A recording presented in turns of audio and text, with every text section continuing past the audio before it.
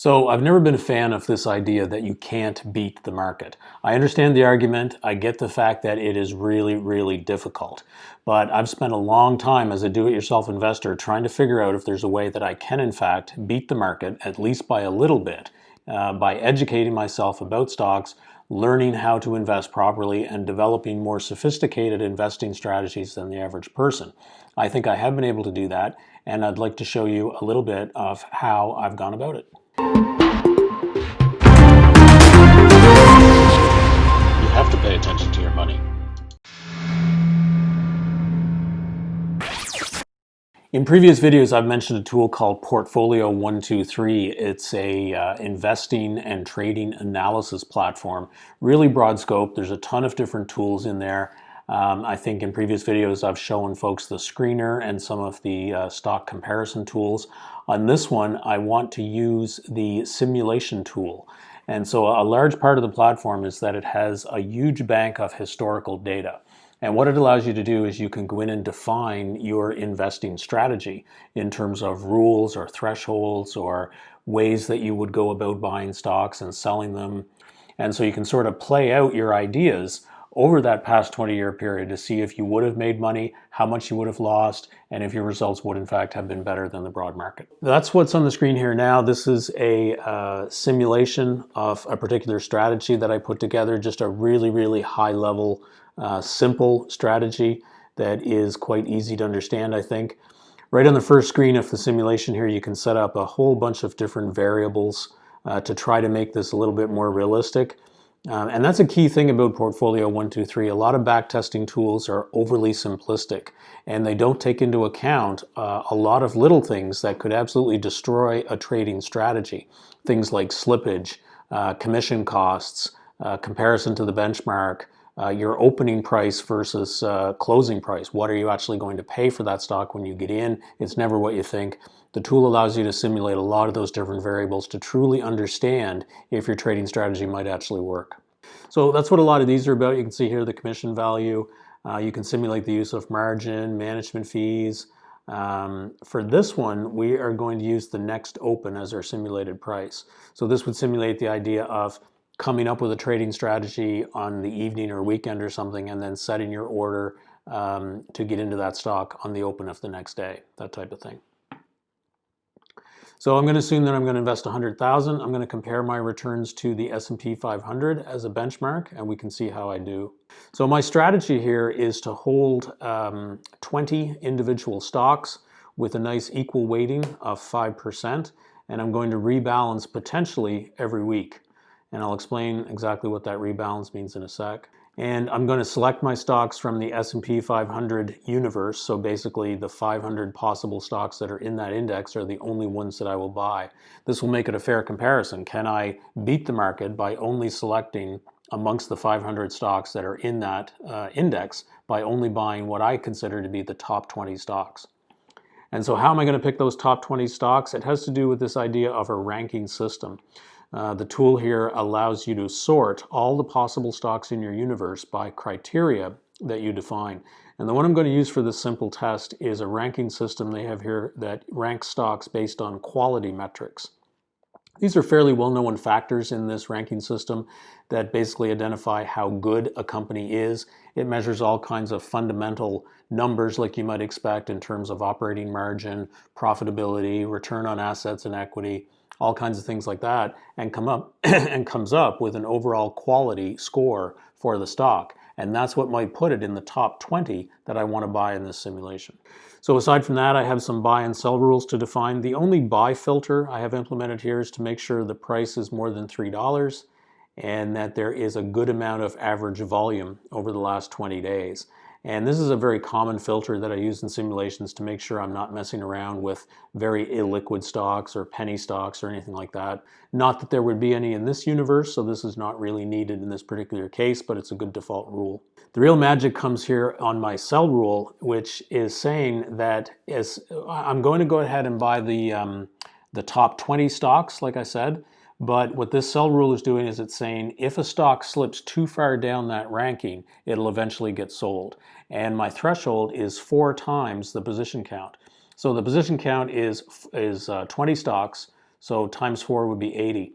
So I'll buy a stock if it's ranked amongst the top 20, and then eventually if it keeps on slipping down the rank, when it hits 80, that will trigger my sell rule and I'll get out, and then I'll rebuy something that is now in the top 20. So if you think about stocks continually moving and shifting in that ranking system according to those quality metrics, the goal here is to always try to keep buying the top 20 and selling only once they've slipped too far down that ranking system. So this idea of ranking is a much more sophisticated method of stock picking as opposed to just screening, because screening looks at very hard limits and would take a buy or sell as soon as something dropped out of that top 20. This is a much more flexible approach and reduces churn in your trading system. The simulator allows you to test stop loss techniques. I've found that these never work. I never use them. And then over here, we can define a period that we want to test over. So I'm going to run a period of 15 years here. I think you can go back 20 years. I'm going to do 15 just to try to speed up the simulation run a little bit. And I'm going to go ahead and launch this.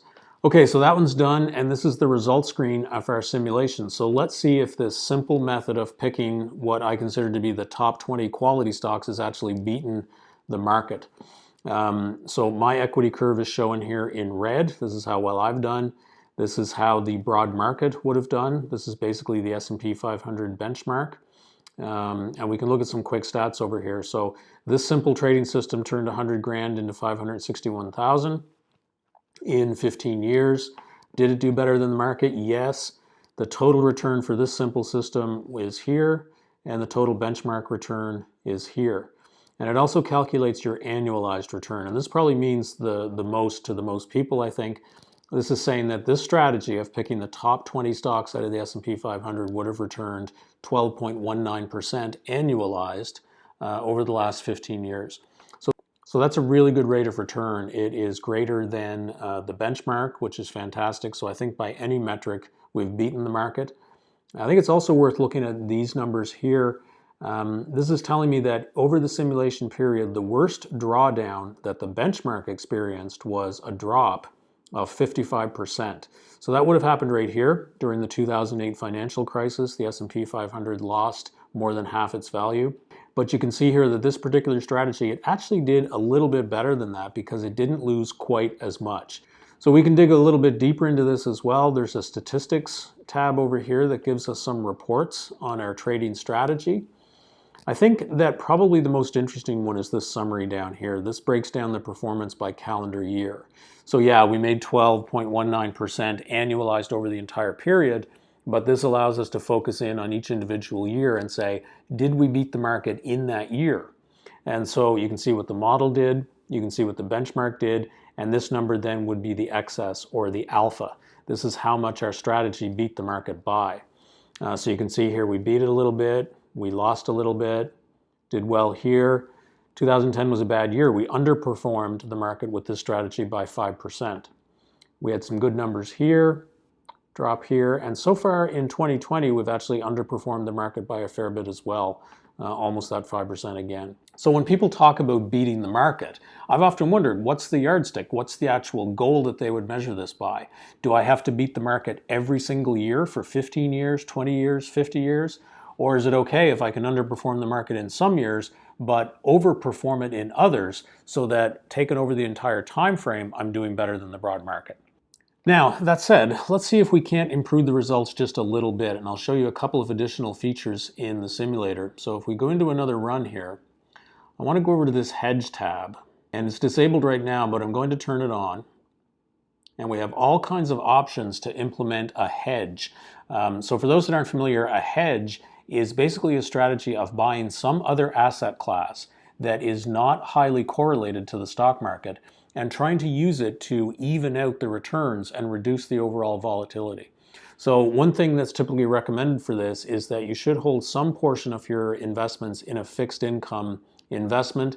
A very common one of use that we can use here is TLT. TLT is an ETF that simulates the holding of 20-year treasury bonds from the US government. So it's a very good representation of a fixed income allocation. And what we can say here is we want to run a continuous hedge where we hold 25% of our total equity in TLT. So if we were going to invest 100 grand in the stock market, we would take 25 grand first and go buy TLT, and then we would take the remaining 75,000 and actually buy stocks. And then over time, we would keep rebalancing to maintain the hedge in that same proportion. So that's a very simple hedging technique, but it's still a good example of what a larger institution might do in terms of investment. There's also no reason, though, why an individual can't do this. Many folks do in their ordinary investing and trading. So let's take a run at this. Let's rerun the simulation with the hedge on and see what the difference is. So we have our results back. So because the hedge was enabled the whole time, the graph is in green over here. So our overall results were not quite as good. We dropped from 12.19 down to 11.43 annualized. But the magic here with the hedge is showing up in the drawdown. And this is really what a hedge is intended to do in terms of reducing volatility. So while the benchmark hit that minus 55 number in '08, the worst we did was minus 37% in that time frame. So if you are looking for some reduction in volatility, a simple hedging strategy like this can absolutely deliver that, but typically it will reduce your overall returns by a little bit as well. And we can see that more clearly if we drill into the result graph here and scroll down. The log scale is probably a bit better to see this. And so you can see the dip wasn't as bad in '08 in our strategy as it was in the broad market. And then the volatility on the recovery was reduced as well. And we have a nice continuous period of alpha where we have actually outperformed the market right from this period here all the way up to the present day. So this is just a very simple strategy. It's not very realistic. There are way more sophisticated things that can be done with the platform in terms of trying to understand what would have been a good technique to beat the market in the past. None of that's a guarantee that it's going to work in the future. Certainly, I've seen a lot of people on this platform construct fairly elaborate trading strategies and scenarios that might work for a few months or a year and then completely fall apart. I've had that happen to me. But I've found the real value comes from these simple things, trying to discover basic principles of what would have worked in the past and what may then continue to work in the future. It's an indicator, it's a hint, it's not a guarantee, but still it's an incredible learning tool, and it gives you some confidence that your ideas might have some validity for the future. If you're interested in checking out the tool, I've put a link to it in the description. I'd highly recommend it. It's not free, it is offered on a subscription basis, but I think it's well worth the money. And guys, that's it. I hope this helps. I think this is a good little taste of backtesting and how you can use it in your own trading and investing. If you like this, please give the video a like. Please subscribe if you haven't already. Ring the bell, and I will see you on the next one.